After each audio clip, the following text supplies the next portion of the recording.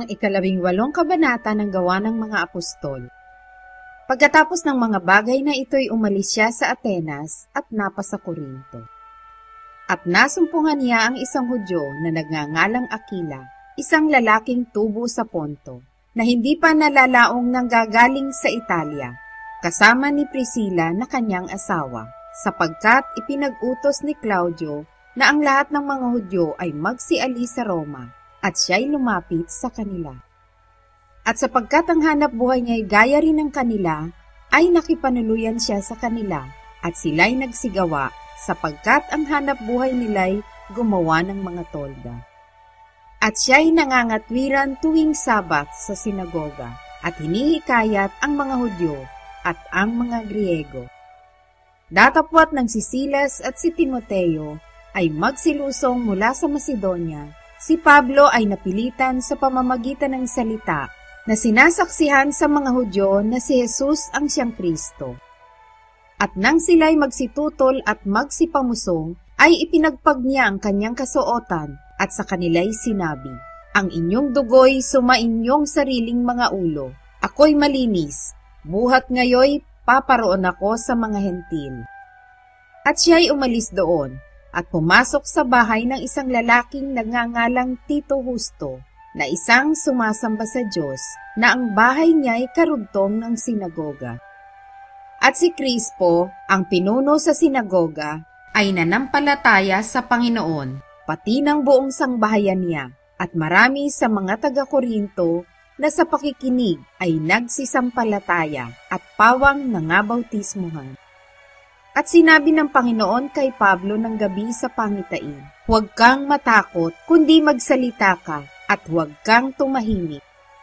Sapagkat ako'y sumasa iyo, at sino may hindi ka madadaluhong upang saktan ka, sapagkat makapal ang mga tao ko sa bayang ito." At siya'y tumahan doong 1 taon at 6 na buwan, na itinuturo sa kanila ang salita ng Diyos.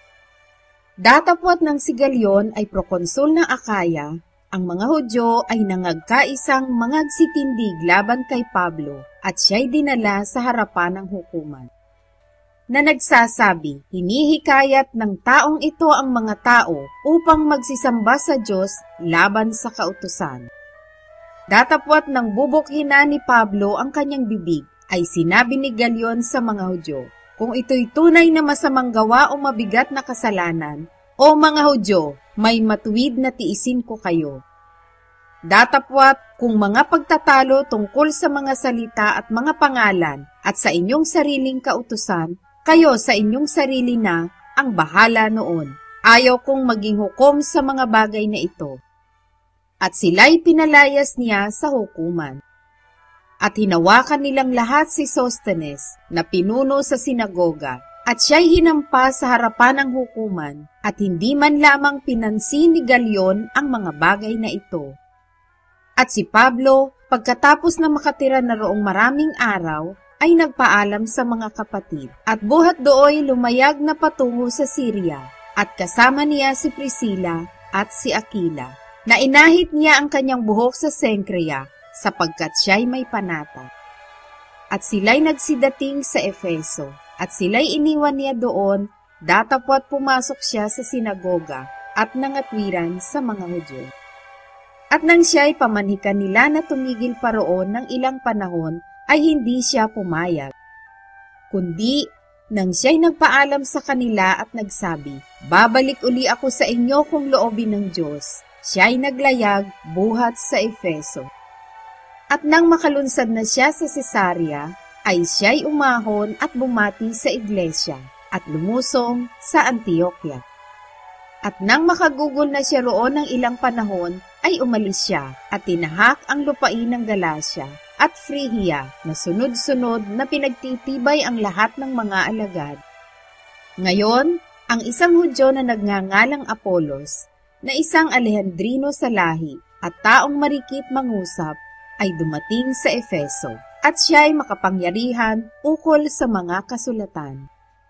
Ang taong ito'y tinuruan sa daan ng Panginoon, at palibhasa'y may maningas na espiritu, ay kanyang sinalita at itinurong maingat ang mga bagay na tungkol kay Jesus, na ang naalaman lamang ay ang bautismo ni Juan. At siya'y nagpasimulang magsalita ng buong tapang sa sinagoga. Datapot nang siya'y marinig ni Priscilla at ni Aquila, ay kanilang isinama siya at isinaysay sa kanila ang daan ng Panginoon ng lalong maingat. At nang ibig niyang lumipat sa Akaya, ay pinalakas ng mga kapatid ang kanyang loob at sila'y nagsisulat sa mga alagad na siya'y tanggapin. At nang siya'y dumating doon, ay lubos na tumulong siya sa mga nagsisampalataya sa pamamagitan ng biyaya. Sapagkat may kapangyarihang dinaig niya ang mga Hudyo at hayag na ipinakilala sa pamamagitan ng mga kasulatan na si Jesus ay ang Kristo.